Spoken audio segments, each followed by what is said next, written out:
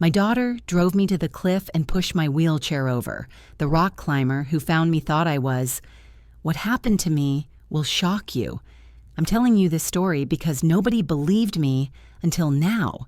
If you're listening to this from anywhere in the world, please hit that like button and share this with someone who needs to hear it. Comment below where you're watching from. I read every single one. The story you're about to listen to changed my life forever. My name is Grace, and I'm 72 years old. 3 months ago, my own daughter tried to kill me. But what she didn't know was that I'm stronger than she ever imagined. Let me start from the beginning, from that terrible day when everything changed. The morning air was cold and sharp when Sarah came into my room. I was still in bed, struggling to get my legs working properly after the hip surgery. The doctor said I'd need the wheelchair for at least 2 more months, maybe longer.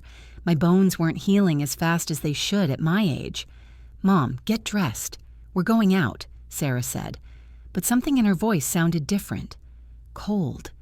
Distant. I looked at her standing in the doorway. My beautiful daughter, who used to bring me flowers every Sunday, who used to call me 3 times a day just to check on me. But that was before.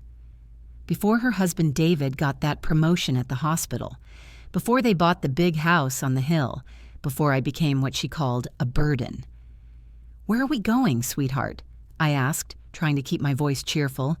I always tried to stay positive around Sarah, even when she made those little comments about nursing homes and how much my medication cost. "Just for a drive. You've been cooped up in this basement for weeks. You need fresh air." The basement. She used to call it the guest room, but slowly, over the past year, it had become my prison. First, she moved my bed down there for safety because the stairs were too dangerous. Then she moved my TV, my clothes, everything. She said it was temporary, just until I got better. But I knew better.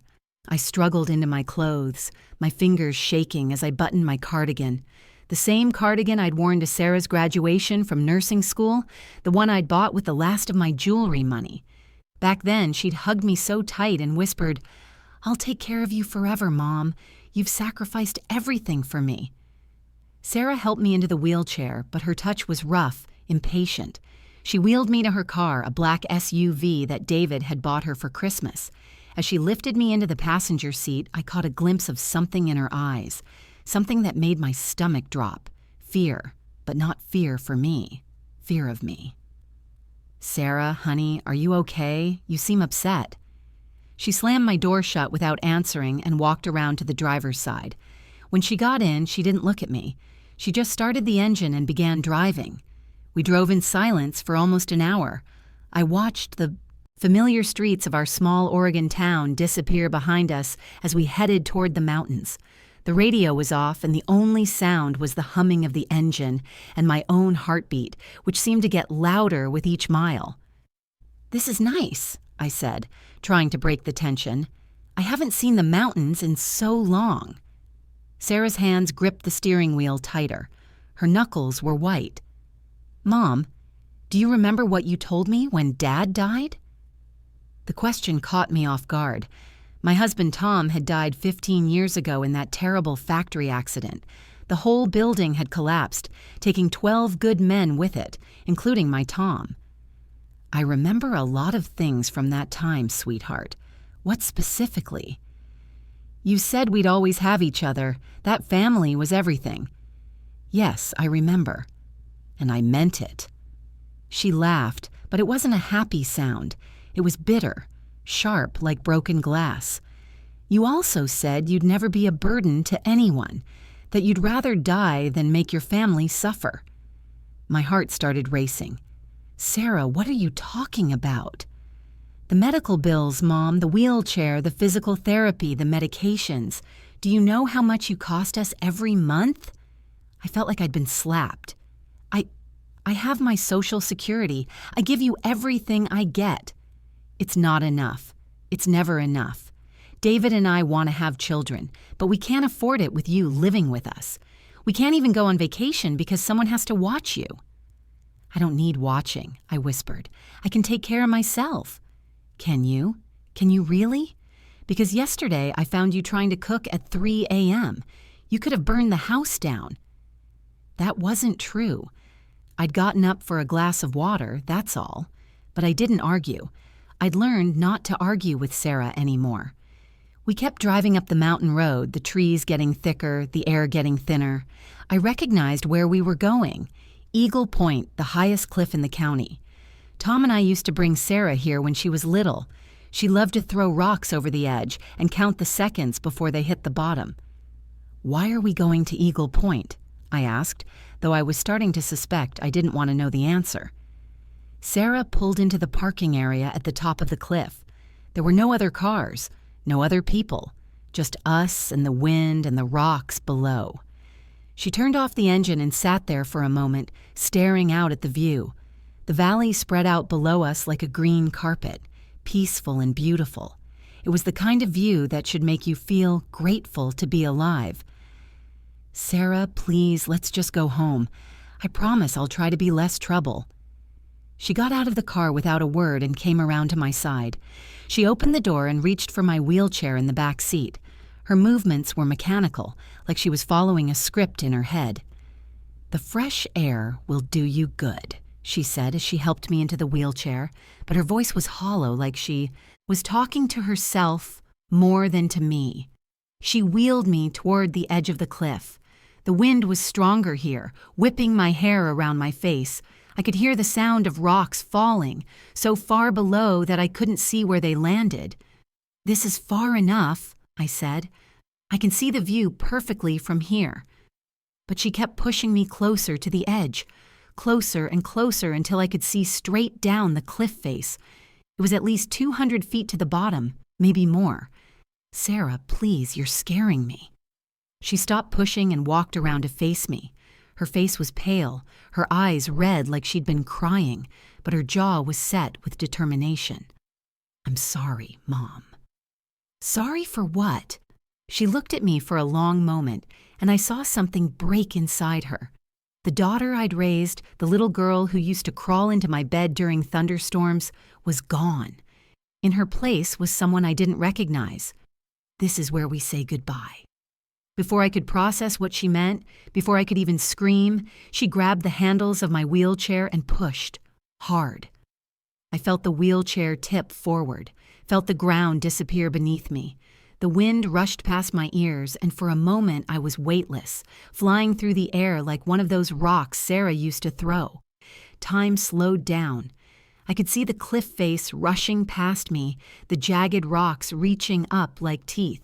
I could hear Sarah's car engine starting above me, the sound of tires on gravel as she drove away. My daughter had just tried to murder me. The wheelchair hit a sledgehammer to them, but I was alive. Above me, I could hear the faint sound of Sarah's car driving away. She probably thought I was dead. She probably hoped I was dead. I tried to call for help, but my voice came out as barely a whisper. The wind carried it away before it could travel more than a few feet. I was trapped, broken, alone, and dying slowly on a cliff face. That's when I heard something that changed everything. "Hello? Is someone down there?" A man's voice coming from somewhere on the cliff face, not from above where the road was, but from the side, like he was climbing the rocks. I tried to answer, but I could barely make a sound. I used every bit of strength I had left to move my good arm, waving it in the air. "I see you! Hold on!" Within minutes, a young man appeared on the ledge next to me. He was wearing climbing gear, ropes and clips attached to his harness. He looked like he was in his 30s, with dark hair and kind eyes that immediately filled with concern when he saw me. "Oh my God, what happened?" "Are you hurt?" I tried to speak, but only a whisper came out. "Don't worry, I'm going to get you out of here. My name is Jake. I'm a paramedic and a rock climber. You're going to be okay." Jake immediately got on his radio, calling for emergency rescue.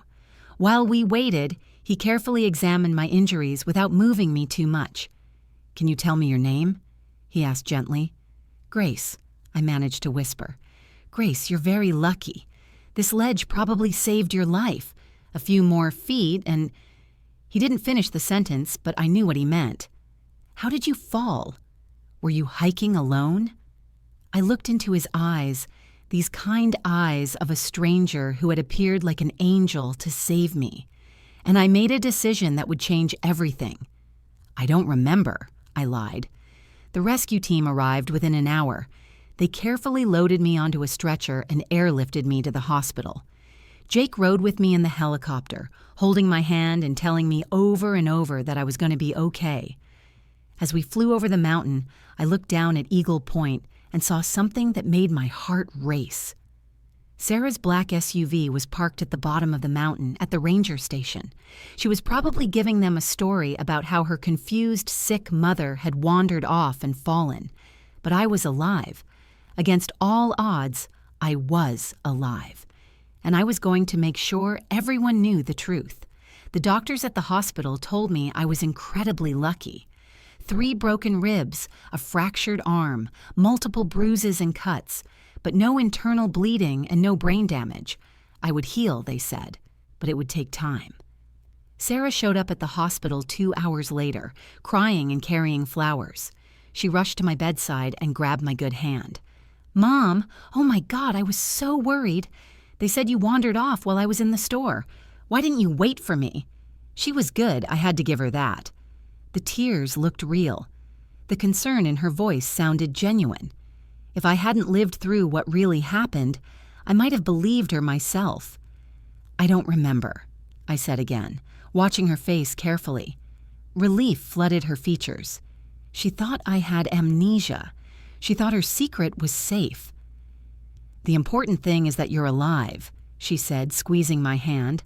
"We're going to take such good care of you when you come home." But I wasn't going home with Sarah. Not ever again. Jake had left his card with the nurses, asking them to call him when I was feeling better. He wanted to check on me, he said, make sure I was recovering well. When Sarah left that evening to get some rest, I asked the nurse to call Jake.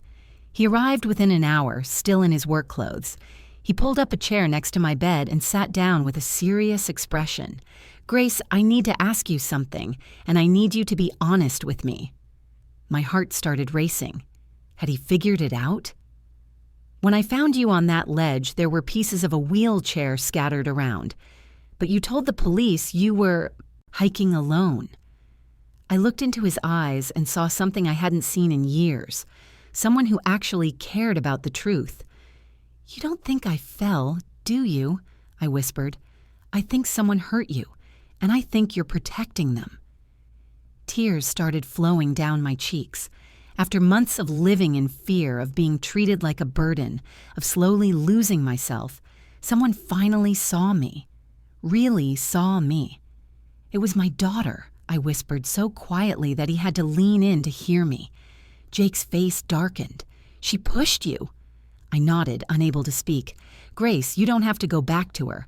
There are people who can help you. There are laws against this." "She's all I have left," I said. "If I lose her—" "You've already lost her," Jake said gently. "The daughter you raised would never have done this to you. The person who pushed you off that cliff isn't your daughter anymore." He was right. I knew he was right. But knowing it and accepting it were 2 different things. "What do I do?" I asked. "First, you get better. Then you get justice. And I'm going to help you do both." Jake kept his promise. Over the next few days, while I recovered in the hospital, he visited me every day. He brought me books, helped me call my old friends, the ones Sarah had told me were too busy to visit, and most importantly, he listened to my story, the whole story. I told him about Tom's death, about working 3 jobs to put Sarah through nursing school, about selling my mother's jewelry to pay for her wedding. I told him about the slow changes in Sarah's behavior, the way she'd gradually isolated me from my friends, taken control of my finances, moved me to the basement. I told him about the night I'd overheard her talking to David about nursing home costs and how much easier their lives would be if I just weren't around anymore. Jake listened to everything without judgment. He took notes. He asked questions. And when I was finished, he said something that changed my life. "Grace, you're not a victim. You're a survivor, and survivors fight back." He was right. I had survived that fall. I had survived Sarah's betrayal, and I was going to survive whatever came next. But first, I needed to get stronger. I needed to plan, and I needed to gather evidence. Because Sarah thought I couldn't remember what happened. She thought I was helpless, confused, and dependent on her. She was about to learn how wrong she was. Jake helped me piece together the timeline of Sarah's control over my life. It hadn't happened overnight. It had been slow, calculated, like a spider spinning a web around its prey. "When did it start?" Jake asked during one of his visits. He had brought me a notebook and encouraged me to write down everything I could remember. I thought back to the months after Tom's death. Sarah had been so helpful then, so caring. She'd moved back home to help me with the funeral arrangements, the insurance paperwork, all the things that felt impossible when you're drowning in grief. "She started small," I told Jake. "She said I shouldn't be driving at night anymore because my vision wasn't as good. Then it was during the day, too, because my reflexes were slower. Before I knew it, she had taken my car keys for safety." Jake nodded, making notes. "What else?" "The mail. She said I was getting confused about bills, that I might accidentally pay something twice or forget to pay altogether. So she started bringing in the mail and handling everything. I thought she was being helpful. But she wasn't just handling it, was she?" I shook my head. I found out later she had redirected my Social Security checks to an account only she could access. She gave me an allowance from my own money and told me it was all I could afford after expenses. The pattern became clearer as I talked about it. Sarah had systematically taken away my independence, my connections to the outside world, my sense of self-worth. She'd done it all while making it seem like she was protecting me. "She told my friends I was getting forgetful and didn't want visitors because it embarrassed me," I continued. "She canceled my subscription to the local newspaper because she said the delivery boy was bothering me. She even changed my phone number and told people I'd requested it because I was getting too many sales calls. What about your doctor's appointments?" She came to all of them. She told the doctors I was having memory problems, that I sometimes made up stories or exaggerated symptoms. After a while, they started talking to her instead of me, like I wasn't even in the room. Jake's jaw tightened. "That's called medical abuse, Grace. She was isolating you from your support system and making you question your own reality." I'd never heard the term before, but it fit perfectly. Sarah had made me doubt myself so much that when she started being cruel, I thought it was my fault. When she moved me to the basement, I believed her when she said it was for my own good. When she started controlling what I ate, when I could shower, when I could leave the house, I accepted it because I thought I was becoming a burden. The worst part, I told Jake, was when she started bringing David's friends from the hospital to look at me like I was some kind of medical curiosity. She'd tell them about my condition, and they'd nod and make suggestions about medications or treatments. I felt like a lab rat. "Did any of them ever talk to you directly?" "Once. A young doctor named Patricia. She asked me how I was feeling, and I started to tell her that I felt fine most of the time, that I didn't think I needed all the medications Sarah was giving me. But Sarah interrupted and said I was having one of my confused episodes. Patricia looked embarrassed and didn't ask me anything else." Jake was quiet for a moment, then he looked up from his notes. "Grace, I need to ask you something difficult. Do you think Sarah was giving you medications you didn't need?" The question hit me like a punch to the stomach. I thought about all the pills Sarah brought me every morning, the way she watched to make sure I swallowed them, the way I felt foggy and tired most of the time. "I don't know," I whispered. I trusted her. She's a nurse. That's exactly why it would be easy for her to do. She'd know what medications would make you confused, sleepy, dependent. I felt sick. My own daughter, the woman I'd sacrificed everything for, had been slowly poisoning me to make me easier to control. "There's something else," I said suddenly. A few weeks before the accident, I overheard her on the phone with someone. She was talking about power of attorney and something about having me declared incompetent. Jake's eyes widened. Did you hear who she was talking to? A lawyer, I think. She was asking about the process, how long it would take, what kind of medical evidence she would need. Grace, if she had succeeded in having you declared legally incompetent, she would have had complete control over your finances, your medical decisions, everything. You would have become invisible in the eyes of the law. The pieces were falling into place now.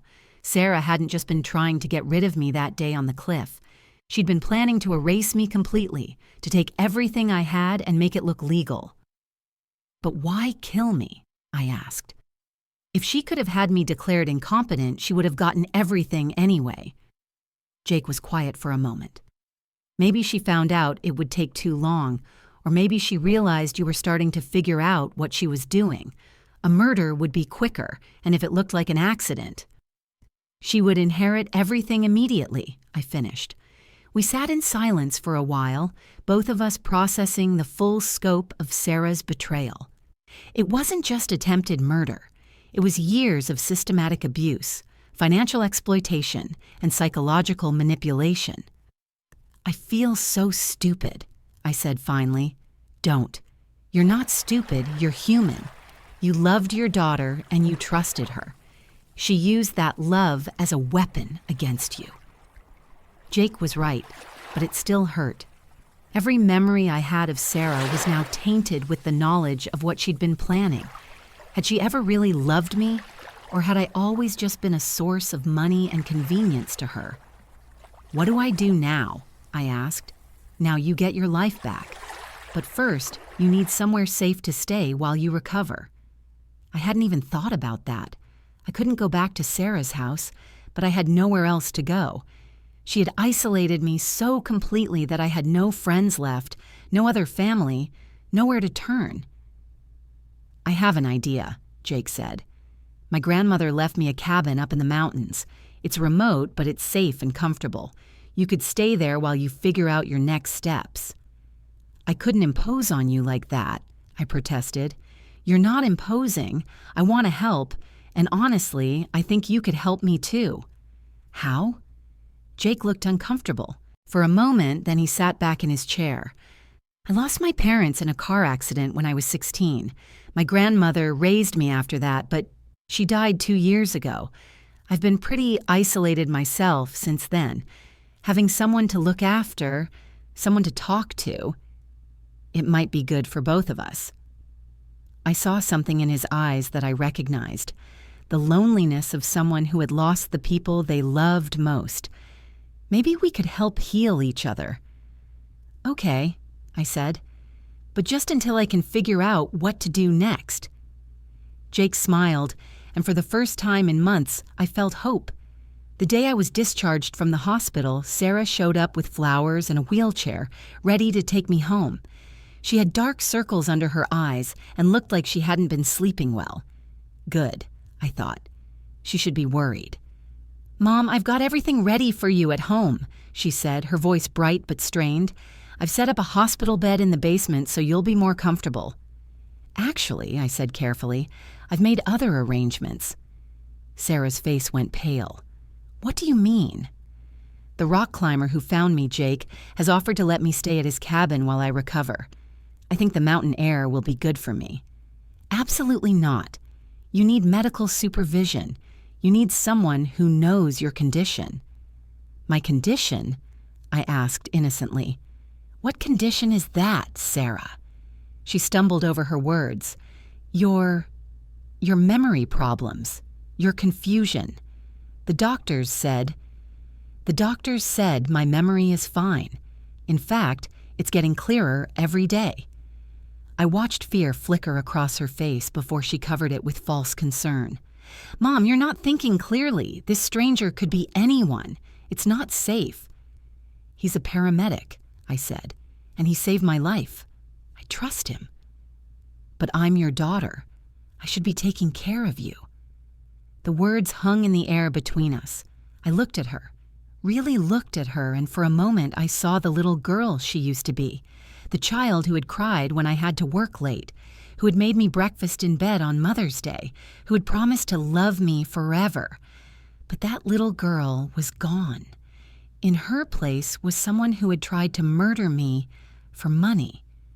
Yes, I said quietly, you should be. Jake arrived a few minutes later to pick me up. Sarah tried to argue with him, tried to convince him that I wasn't capable of making my own decisions, but Jake was polite and firm. Mrs. Grace is an adult, he told her. She has the right to choose where she wants to recover. Sarah's mask slipped for just a moment, and I saw pure hatred in her eyes as she looked at Jake. Then she turned back to me with fake tears. Mom, please, I love you.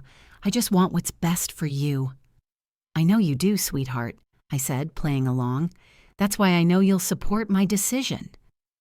She had no choice but to let me go, but I could see her mind working, trying to figure out how to regain control of the situation. As Jake helped me into his truck, Sarah grabbed my arm. I'll call you every day, she said, and I'll come visit as soon as you're settled. I'll look forward to it, I lied. Jake's cabin was beautiful, a log home nestled among tall pine trees with a view of the valley below. It was peaceful and quiet, the kind of place where you could actually hear yourself think. This is lovely, I said as Jake helped me up the front steps. My grandmother loved it here. She always said the mountains had healing power. The inside was warm and cozy, with comfortable furniture and a stone fireplace. Jake had prepared the guest room for me, making sure everything I might need was within easy reach. There's no cell phone service up here, he said, but there's a landline if you need to make calls. The nearest neighbor is about 2 miles away, so it's very private. Perfect, I thought. Sarah wouldn't be able to just drop by unannounced. Over the next few days, Jake helped me settle in. He taught me how to use his laptop computer, something I'd never done before. Sarah had always said I was too old to learn about technology, that it would just confuse me. But Jake was patient, and I discovered I was actually quite good at it. Why don't you try creating an email account? Jake suggested. You could reconnect with some of your old friends. The idea terrified and excited me at the same time. I'd been cut off from my friends for so long that I wasn't sure they'd even remember me. But I started with my oldest friend, Betty, who had been my neighbor for 30 years before Sarah made me stop talking to her. Dear Betty, I typed slowly. This is Grace. I know it's been a long time and I'm sorry for disappearing. I've been going through some difficult times, but I'm doing better now. I miss our conversations and I hope you're well. If you'd like to reconnect, I'd love to hear from you. I stared at the message for a long time before hitting send. Within an hour, Betty had replied. Grace, I've been so worried about you. Sarah told me you didn't want visitors anymore, but I never believed that. I've missed you so much. Can I call you? Tears streamed down my face as I read her message. I wasn't forgotten. I wasn't alone. Over the next week, I reconnected with 6 of my old friends. They all told me the same story. Sarah had told them I was sick, confused, and didn't want to be bothered.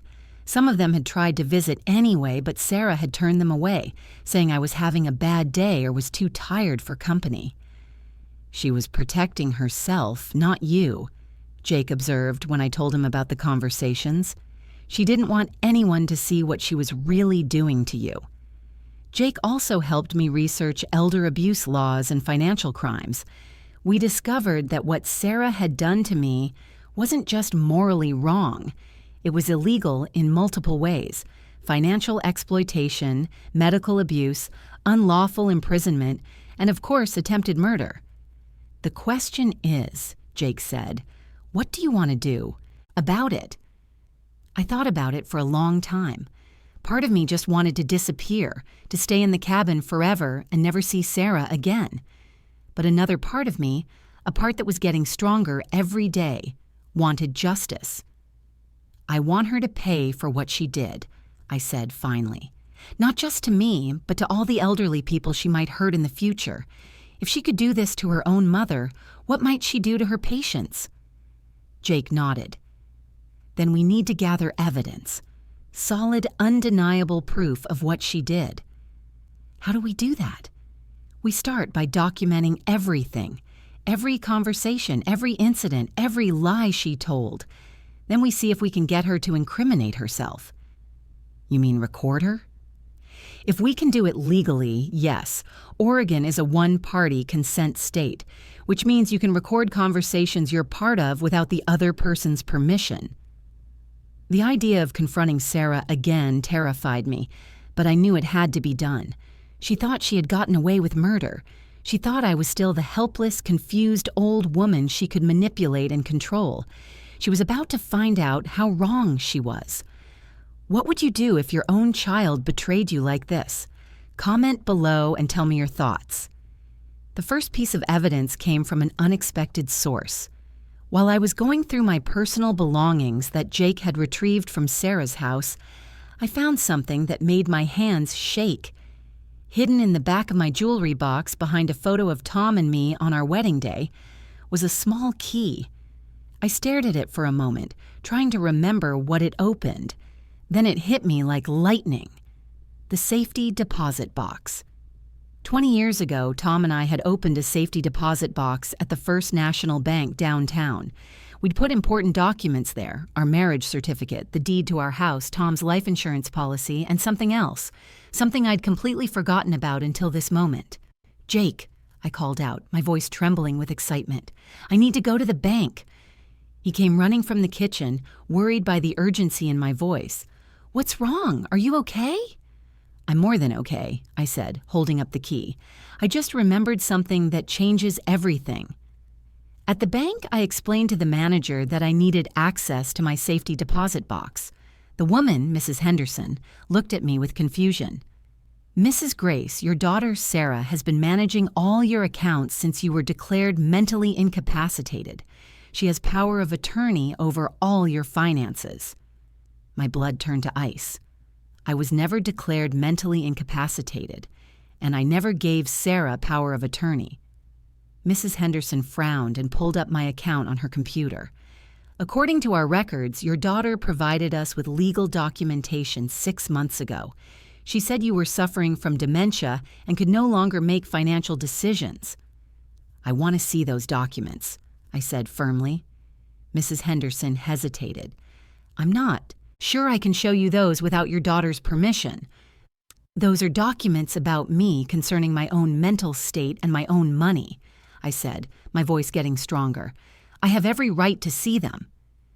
Jake stepped forward. "Mrs. Henderson, Mrs. Grace is clearly lucid and capable of making her own decisions. If someone has been fraudulently claiming she's incapacitated, that's a serious crime. I think you'll want to cooperate with her request." Mrs. Henderson looked nervous, but eventually agreed to show us the documents. What I saw made me feel sick to my stomach. Sarah had submitted a forged letter from a doctor claiming I had severe dementia and was unable to handle my own affairs. The doctor's signature was fake. I recognized it because it was supposed to be from Dr. Martinez, my family doctor, but I'd never been diagnosed with dementia. Dr. Martinez had never even suggested I had memory problems. Even worse, the power of attorney document had my signature on it, but it wasn't my signature.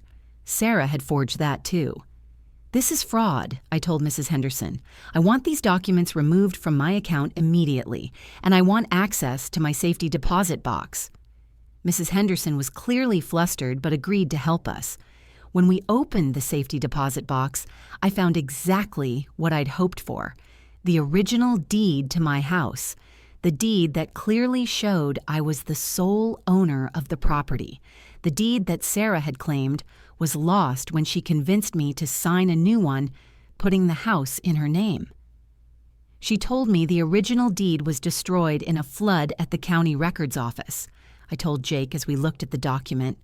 She said we needed to file a new one for insurance purposes. "But you never actually lost ownership," Jake said, studying the paperwork. "This deed was never transferred, which means the house is still legally mine," I finished. "Sarah has been living in my house claiming it's hers, but she has no legal right to it." We made copies of everything and put the originals back in the safety deposit box. Then we went to see someone Jake knew, a retired lawyer named Helen Morrison who specialized in elder abuse cases. Helen was a sharp woman in her 70s with silver hair and eyes that missed nothing. She listened to my story without interruption, occasionally making notes on a legal pad.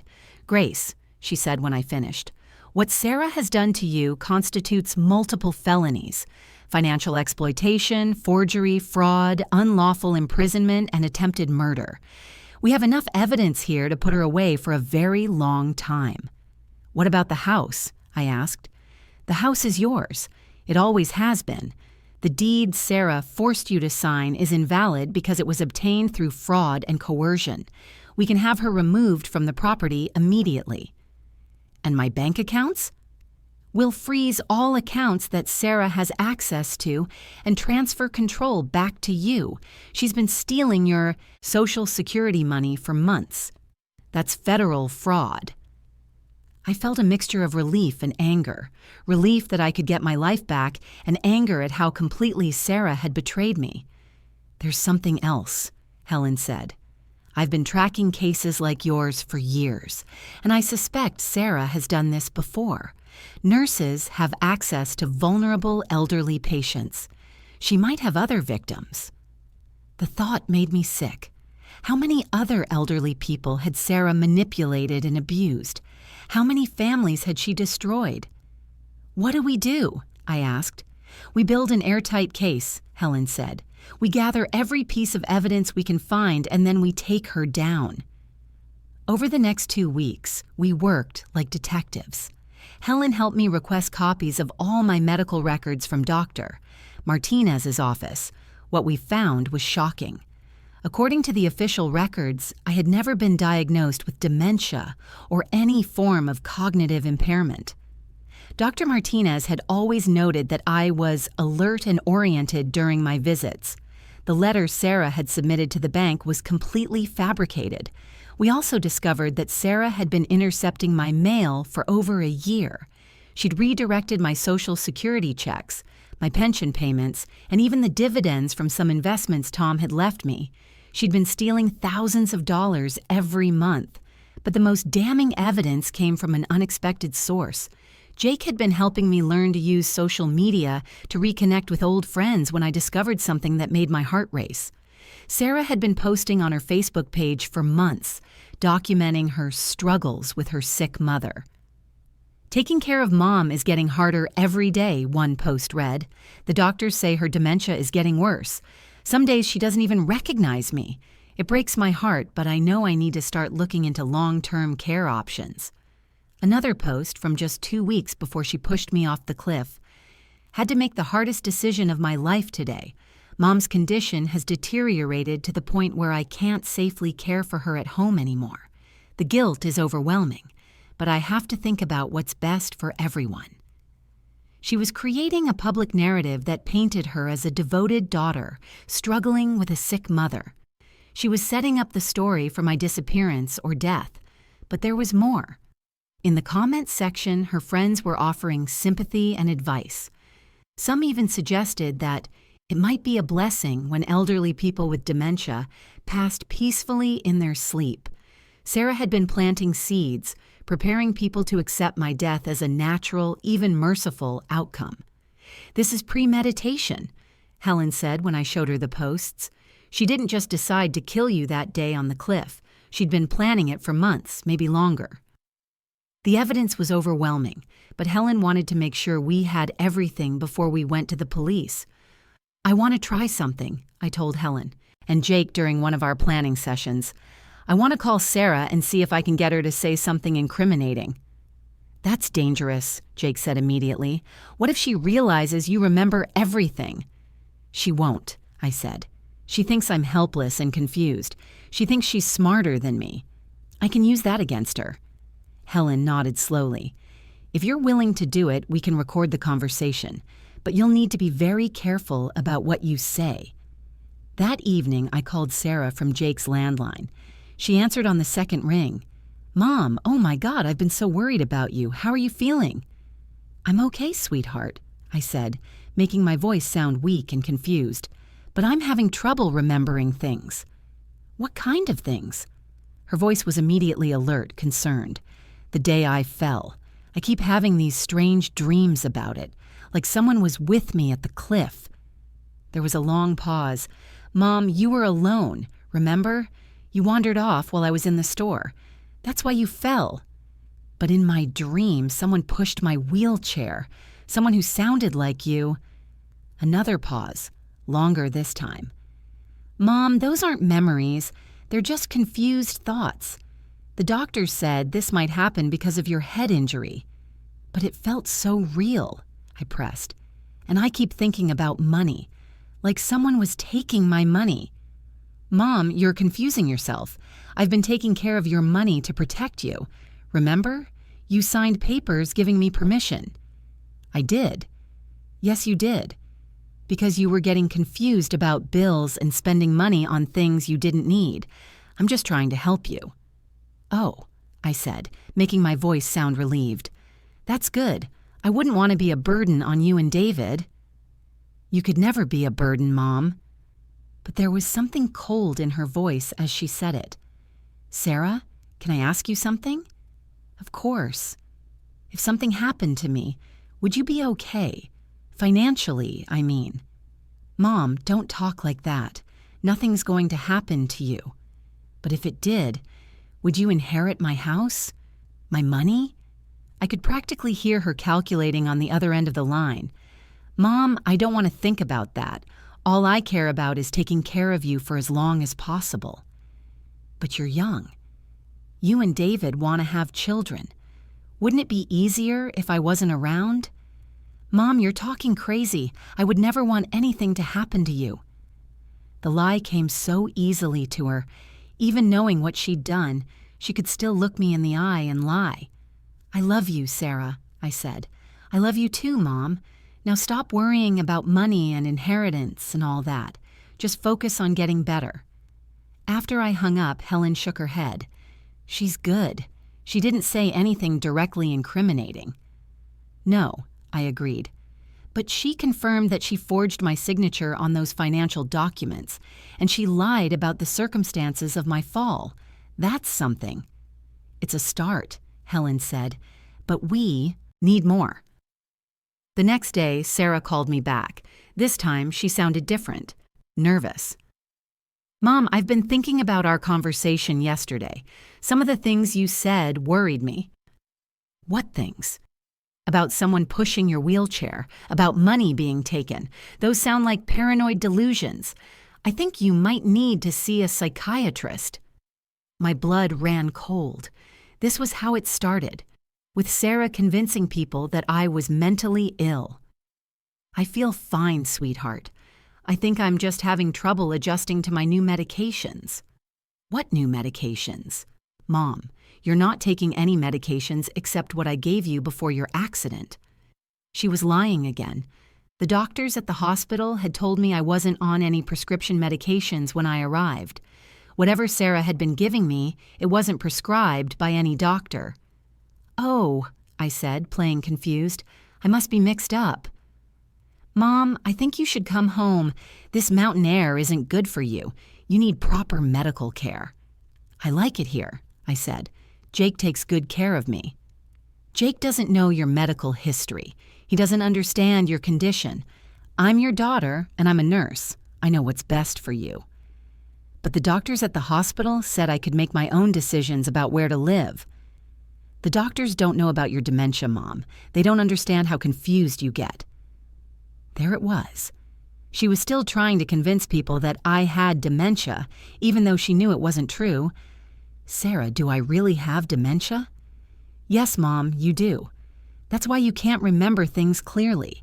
That's why you're having these paranoid thoughts about people trying to hurt you. But I feel so much clearer now. My memory seems fine. That's part of the disease, Mom. You have good days and bad days, but the bad days are getting worse.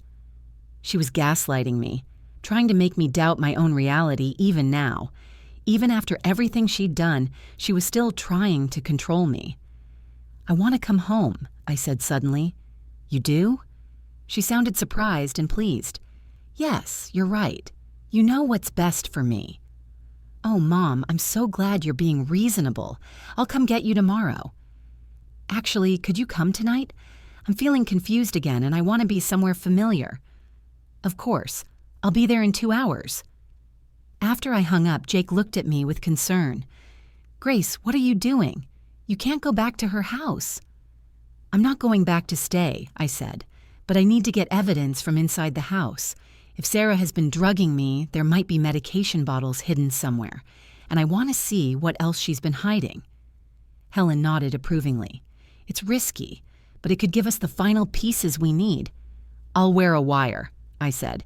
If she tries to hurt me again, you'll have everything on tape. Jake shook his head. I don't like this plan. Neither do I admitted. But it's the only way to get enough evidence to stop her, and to make sure she never hurts anyone else. 2 hours later, Sarah's black SUV pulled up outside the cabin. I watched from the window as she got out, her face a mask of false concern. She was carrying a small overnight bag, probably filled with whatever drugs she'd been using to keep me compliant. This was it. I was about to walk back into the lion's den, but this time, I was the one setting the trap. Have you ever had to face someone who betrayed you? Tell me how you found the courage in the comments. Sarah knocked on the cabin door softly, her voice sweet and concerned. Mom, it's me. I'm here to take you home. I opened the door and saw her standing there with tears in her eyes, holding a bouquet of daisies, my favorite flowers. For a split second, my heart ached for the daughter I thought I knew. But then I remembered the feeling of falling through the air, the sound of her car driving away while I lay broken on the rocks. Sarah, I said, making my voice sound weak and grateful. I'm so glad you're here. I've been so confused. She rushed forward and hugged me, and I had to fight every instinct not to pull away.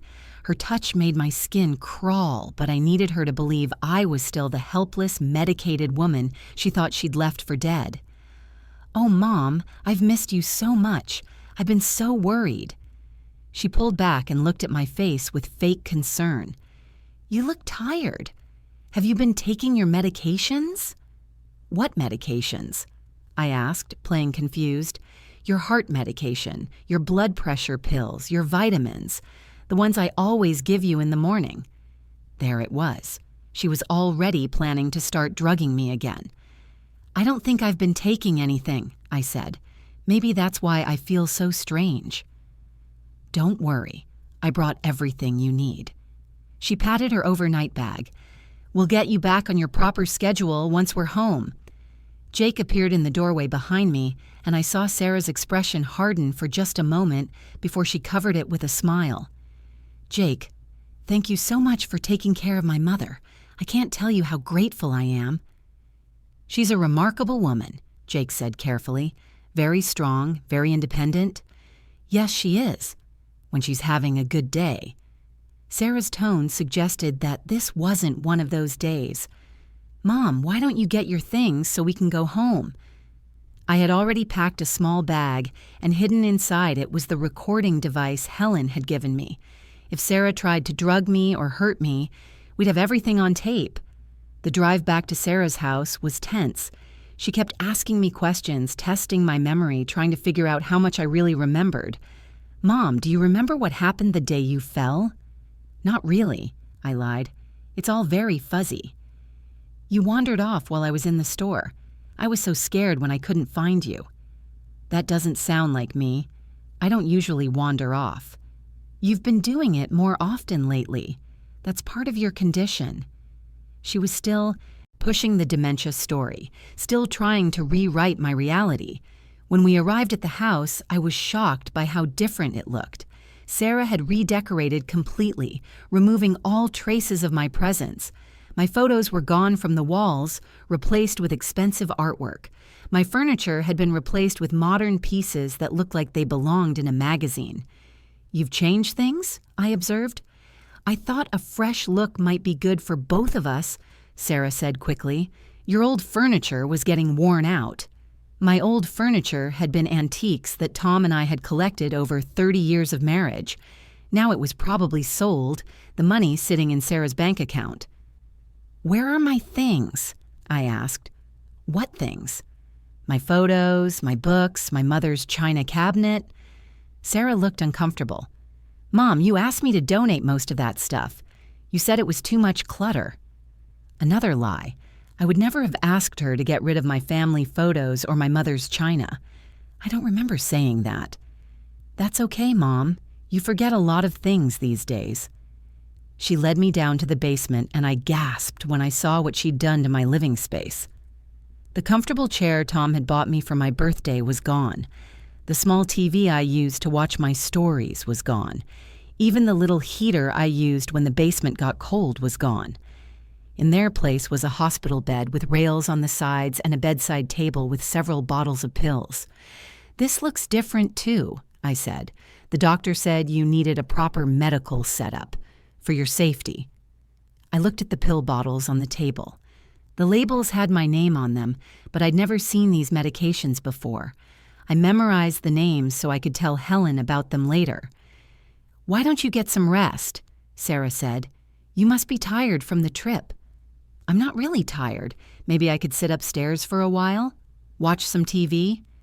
"The basement is better for you, Mom. Quieter, less stimulating." She was already trying to isolate me again, to keep me hidden away where no one could see what she was doing to me. "Sarah, can I ask you something?" "Of course." "When I was at the hospital, they said I wasn't on any medications when I arrived, but you said I was taking several pills every day. How is that possible?" For just a moment, panic flashed across her face. Then she recovered. "You must have misunderstood what they said, Mom, or maybe they made a mistake in their records. Hospitals make errors all the time." But Jake heard them say it too. Jake doesn't understand medical terminology. He probably just got confused. She was getting defensive, and I could see her mind working, trying to figure out how to explain away the inconsistencies in her story. "I'm going to make you some tea," she said abruptly. "Then you can take your evening medications and get some rest." She left me alone in the basement, and I immediately started looking around. I had to work quickly. I didn't know how long. She'd be gone. In the bedside table drawer, I found a notebook. When I opened it, my hands started shaking. It was a detailed log of every medication Sarah had been giving me, along with notes about my behavior and reactions. Day 147, increase lorazepam to 3 milligrams.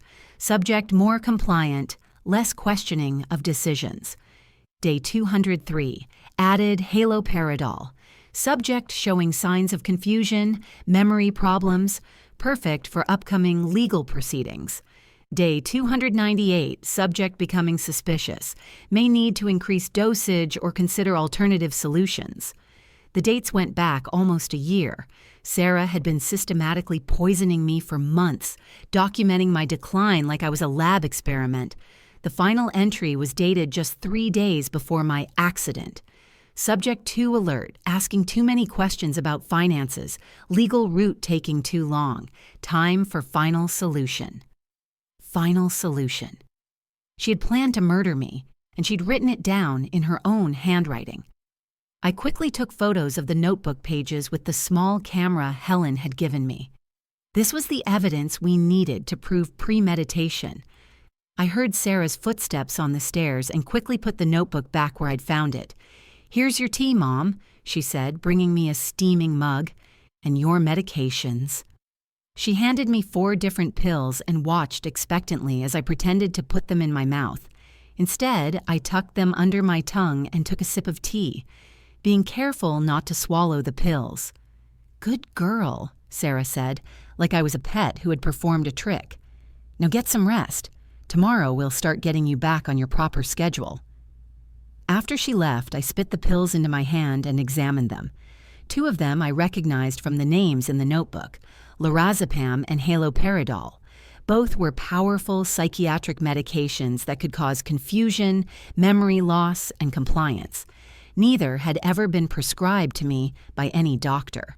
The other 2 pills I didn't recognize, but I wrapped all 4 in a tissue to give to Helen for testing. I pretended to sleep, but I stayed awake listening to Sarah move around upstairs. She was on the phone for a long time, talking in whispers.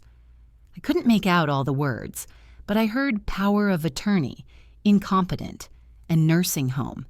She was still planning to have me declared legally incapacitated. Even after trying to kill me, she was going back to her original plan. Around midnight, she came down to check on me.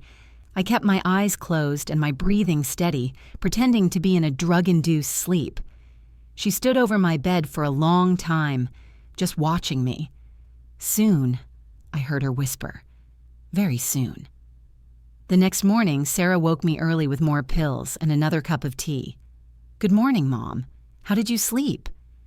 "Very well," I said groggily, pretending the fake medications had affected me. "But I feel a little confused." "That's normal. The medications take time to work properly in your system." She seemed pleased that I appeared to be declining again. She thought she was back in control.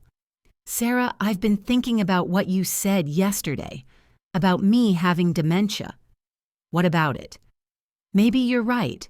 Maybe I should let you make my medical decisions, and my financial deal was that Helen and Jake were waiting at the bank with a police detective who specialized in elder abuse cases. We arrived at the bank around 10 a.m. Sarah was in an excellent mood, chattering about how much easier things would be once she had proper legal authority to manage my affairs.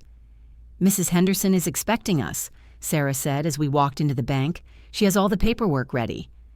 But when we reached Mrs. Henderson's desk, there were 3 other people waiting for us: Helen Morrison, Jake, and a woman in a dark suit who introduced herself as Detective Lisa Chang from the Elder Abuse Unit. Sarah's face went white. "What's going on here?"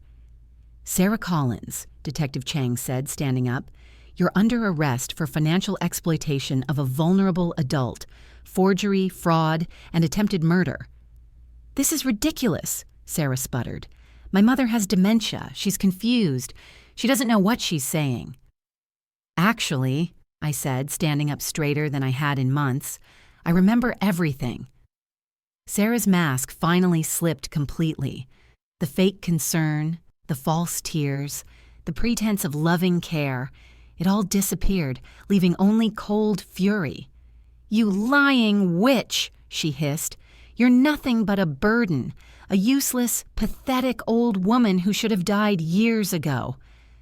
"Thank you," Detective Chang said calmly. "That confession will be very helpful in court." As the detective handcuffed Sarah, she turned to me with pure hatred in her eyes. "You'll never survive without me," she said. "You're too weak, too stupid, too helpless. You'll be begging me to come back within a week." I looked at her, really looked at her, and felt something shift inside me. The fear was gone. The doubt was gone. In their place was something I hadn't felt in years: strength. "Sarah," I said quietly, "you made one terrible mistake." "What's that?" "You thought I was broken. It turns out I was just buried treasure." The detective led Sarah away in handcuffs while I stood there, finally free from the daughter who had tried to erase me from the world. But this was just the beginning. Now came the hard part: rebuilding my life and making sure Sarah could never hurt anyone else. Helen put her hand on my shoulder as we watched the police car drive away. "How do you feel?" she asked. "Like I just got my life back," I said. "Now let's make sure she pays for what she did." The investigation that followed was swift and thorough. The notebook I'd found provided clear evidence of premeditation. The pills Sarah had been giving me tested positive for psychiatric medications that had never been prescribed to me. The forged documents at the bank, combined with her false medical claims, constituted multiple felonies. But the most damning evidence came from Sarah herself. After her arrest, she couldn't stop talking. She was so angry about being caught that she confessed to everything, apparently believing that the legal system would side with her if she could just explain how much of a burden I had become. She told the police about gradually increasing my medications to make me more compliant. She admitted to forging my signature on the power of attorney documents. She even confessed to redirecting my mail and stealing my Social Security payments, and then she made the mistake that sealed her fate forever. When Detective Chang asked her about the day at the cliff, Sarah said she was going to ruin everything. I had worked too hard to let a senile old woman destroy my future. So you pushed her off the cliff? I had no choice. The legal route was taking too long and she was starting to remember things. I couldn't let her expose me. It was a full confession to attempted murder, recorded and witnessed. Within 48 hours, the local news had picked up the story. Daughter attempts to murder. Mother for inheritance was the headline that appeared on every local news station and newspaper. But the story didn't stop there. A young journalist named Rebecca Torres from a blog called Second Chances reached out to me, asking if I'd be willing to share my story to help other elderly people who might be suffering similar abuse. There are so many victims who never get justice, Rebecca told me during our interview. Your story could save lives. I agreed to talk to her, and within a week, my story had gone viral across social media. People were sharing it with captions like, "This grandmother is a hero and never underestimate the power of a survivor." The response was overwhelming. I received hundreds of messages from people sharing their own stories of elder abuse, thanking me for speaking out and offering support. But the most important message came from Patricia, the young doctor who had tried to talk to me at Sarah's house months earlier. "Mrs. Grace," she wrote, "I want you to know that after I met you, that day I couldn't stop thinking about the interaction. Something felt wrong, but I didn't know how to help. Your story has inspired me to start a program at our hospital to train medical staff to recognize signs of elder abuse. Thank you for your courage." That's when I realized that my survival wasn't just about getting justice for myself. It was about making sure other elderly people wouldn't suffer what I had suffered.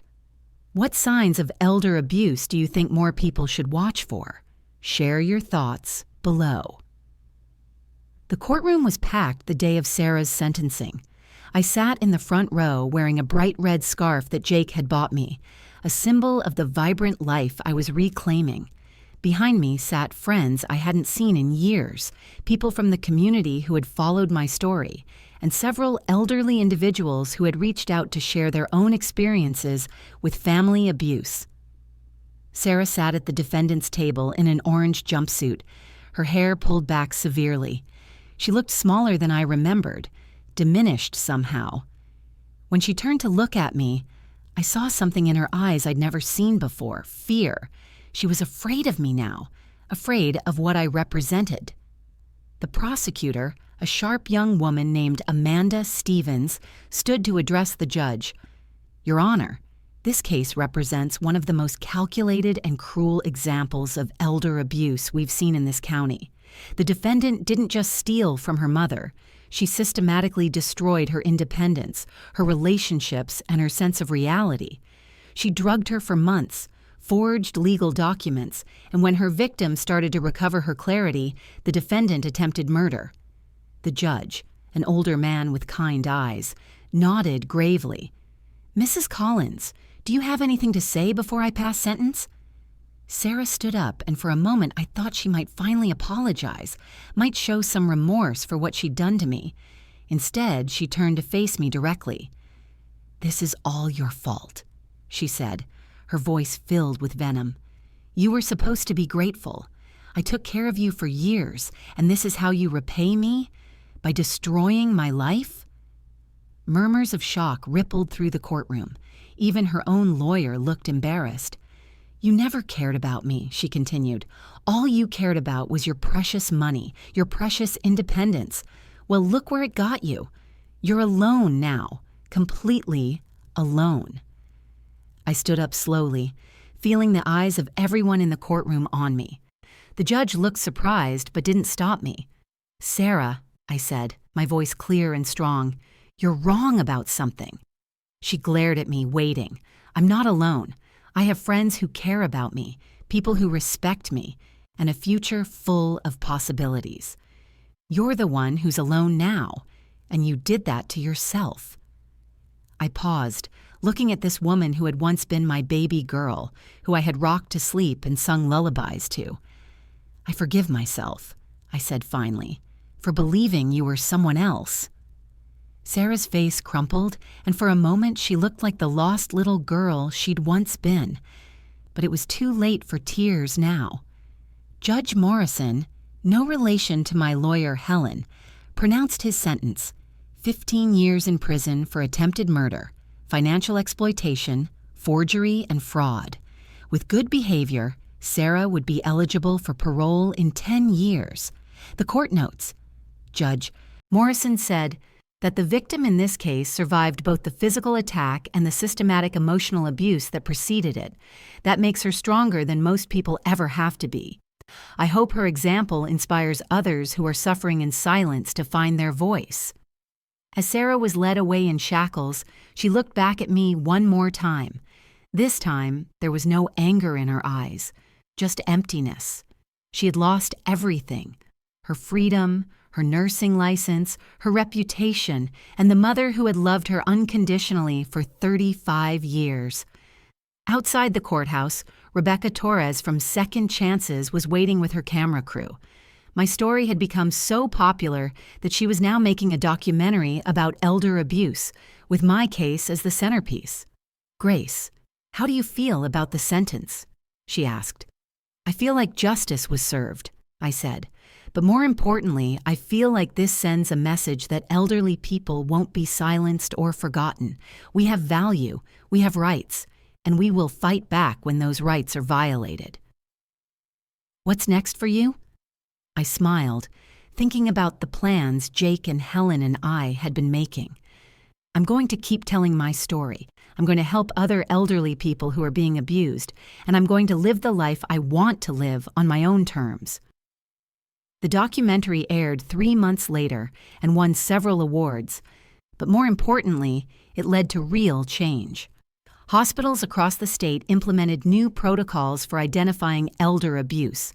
Banks were required to provide additional training to help employees spot financial exploitation.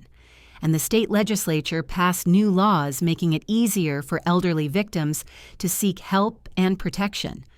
I testified before the state legislature, sharing my story with lawmakers who had the power to protect other vulnerable seniors. Elder abuse thrives in silence, I told them. It happens behind closed doors, in families where adult children are supposed to be caregivers but become predators instead. We need systems in place to identify these situations before they become life-threatening. The law they passed was called the Grace Collins Protection Act, using my maiden name rather than Sarah's married name. It required mandatory reporting of suspected elder abuse by medical professionals and created a hotline for seniors to call if they felt they were being mistreated.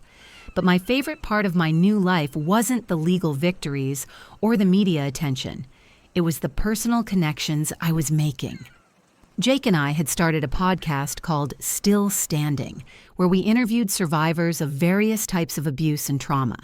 Our first episode featured my story, but subsequent episodes included a World War II veteran who had been scammed out of his life savings, a grandmother who had been physically abused by her son's drug addiction, and a widower whose daughter-in-law had been stealing his pension checks. Each story was different, but they all had common themes: isolation, manipulation, and the gradual erosion of the victim's sense of reality. But they also shared something else: the incredible strength that emerged when these people finally fought back.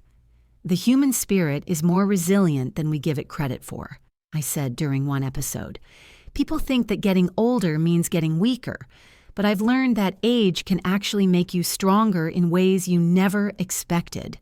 The podcast became so popular that we started getting speaking requests from senior centers, hospitals, and community organizations across the country. Jake and I would travel together, sharing our story and teaching people to recognize the warning signs of elder abuse. During one of these speaking engagements, an elderly woman named Dorothy approached me afterward with tears in her eyes. "Your story saved my life," she said. "My son has been doing the same things to me that your daughter did to you. After hearing you speak, I finally had the courage to call the police."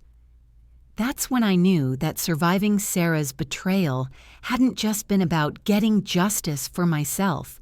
It had been about finding my purpose, my way to make sure that what happened to me would help prevent it from happening to others. I moved into a beautiful lakeside cottage in a senior community called Sunset Gardens. It was exactly the kind of place I had always dreamed of living, surrounded by people my own age who were active, engaged, and living life to the fullest. My neighbor, a retired teacher named Margaret, became one of my closest friends. She had also lost her husband several years earlier and understood the challenges of starting over later in life. The secret, Margaret told me one afternoon as we sat on my porch overlooking the lake, is to remember that every day is a gift. Even the hard days, even the days when you miss the people you've lost. I thought about Tom often, wondering what he would think of the woman I had become. I think he would be proud of my strength, but heartbroken about Sarah. He had loved her so much, had been so excited about the grandchildren we thought we'd have someday. But I couldn't dwell on what might have been. I had to focus on what was and what could still be. I started a garden behind my cottage, something I hadn't been able to do in years. Sarah had always said gardening was too much work for someone my age, that I might hurt myself or forget to water the plants. But here I was, 72 years old, with my hands in the dirt and tomato plants that were thriving under my care. The physical therapy for my injuries from the fall had made me stronger than I'd been in years. I walked 2 miles every morning around the lake, often stopping to chat with other residents who were out enjoying the fresh air. I even learned to use a computer properly, something Sarah had insisted I was too old for. Jake had taught me the basics, and now I was running my own website where people could share their stories of surviving abuse and find resources for help. The website received hundreds of messages every week from people who felt trapped in abusive situations. Some were elderly people being mistreated by family members, but others were young people in abusive relationships, middle-aged adults dealing with controlling parents, or anyone who felt like they had lost their voice. I never thought I'd be running a website at my age, I told Jake during one of our podcast recordings. But I guess you're never too old to learn new tricks. What would you say to people who think they're too old or too set in their ways to make major changes in their lives? Jake asked. I'd say that's exactly what people who want to control you want you to believe, I replied. They want you to think you're helpless, that you need them, that you can't survive on your own. But the truth is, you're stronger than you know. It's never too late to reclaim your life. 1 year after Sarah's sentencing, I received a letter from her in prison. My first instinct was to throw it away without reading it, but curiosity got the better of me. The letter was 3 pages long, written in Sarah's careful handwriting. She started by saying she had been going through therapy in prison and was beginning to understand the magnitude of what she had done. Mom, she wrote, I know I have no right to ask for your forgiveness. I know that what I did was unforgivable. But I need you to know that I remember the mother you were to me when I was young. I remember how you worked 3 jobs to pay for my school, how you never missed a soccer game or a school play, how you held me when I cried after Dad died. I don't know when I stopped seeing you as my mother and started seeing you as an obstacle to the life I wanted. Maybe it was when David started talking about how much money we could make if we didn't have to support you. Maybe it was when I started believing that your life was less important than mine because you were older. I was wrong about everything. I was wrong to drug you, wrong to steal from you, wrong to isolate you from your friends, and I was definitely wrong to try to kill you. You didn't deserve any of it. I see the news stories about what you're doing now, about how you're helping other people who've been abused. I'm proud of you, Mom, and I'm ashamed of myself. I don't expect you to write back. I don't expect you to visit me or forgive me. I just wanted you to know that I finally understand what I lost when I chose money over love. I lost the best person I've ever known. I hope you're happy. I hope you're surrounded by people who appreciate how amazing you are. You deserve all the good things that life has to offer. I love you, Mom. I always have, even when I was too selfish and greedy to show it properly. Your daughter, Sarah? I read the letter 3 times, crying through most of it. It was the first time Sarah had taken full responsibility for her actions without trying to blame me or make excuses. Jake found me on my porch that evening, still holding the letter. "Bad news?" he asked, sitting down beside me. "I don't know," I said honestly. "It's from Sarah. She says she's sorry." Jake was quiet for a moment. "How do you feel about that?" "Confused, sad, maybe a little relieved." "Do you believe her?" "I think I do, but it doesn't change anything. She made her choices, and now she has to live with the consequences." "Are you going to write back?" I thought about it for a long time. Part of me wanted to respond, to try to rebuild some kind of relationship with the daughter I had once loved so deeply. But another part of me knew that door was closed forever. "No," I said finally. "Some bridges, once burned, can't be rebuilt. And that's okay. I have a new life now, a better life. I don't need her approval or her apology to be happy." Jake nodded. "You've come so far from the woman I found on that cliff." "That woman was buried under years of abuse and manipulation," I said. "But she was always there, waiting to be rediscovered. Sarah thought she was destroying me, but she was actually uncovering the strongest parts of who I am." As the sun set over the lake, I thought about the journey that had brought me to this moment. A year ago, I had been a broken, frightened woman living in a basement, convinced I was a burden on everyone around me. Now I was an advocate, a survivor, a voice for people who felt voiceless. The girl who had once thrown rocks off Eagle Point to see how far they would fall had grown up to push her own mother off that same cliff. But the woman who survived that fall had become something her daughter never expected: unbreakable. I folded Sarah's letter and put it away in a drawer. I might read it again someday, or I might not. But either way, it didn't define me anymore. I was finally free to write my own story, and every chapter was going to be better than the last. Tell me about a time when you discovered strength you didn't know you had. I'd love to hear your story in the comments below. That's my story. From a broken woman pushed off a cliff by her own daughter to someone who found the strength to fight back and reclaim her life. If you're listening to this and you're being mistreated by someone you trust, please know that you're not alone and you're stronger than you think. You can't push someone off a cliff who's already climbed back up. If this story touched your heart or opened your eyes to the reality of elder abuse, please hit that like button and share it with someone who needs to hear it. Subscribe for more incredible, true stories of survival and strength. And most importantly, comment below. Tell me where you're watching from and share your own story of overcoming the impossible. Your voice matters, and your story could be the one that saves someone else's life. Remember, we're all stronger than we know. Sometimes it just takes falling to learn how to fly.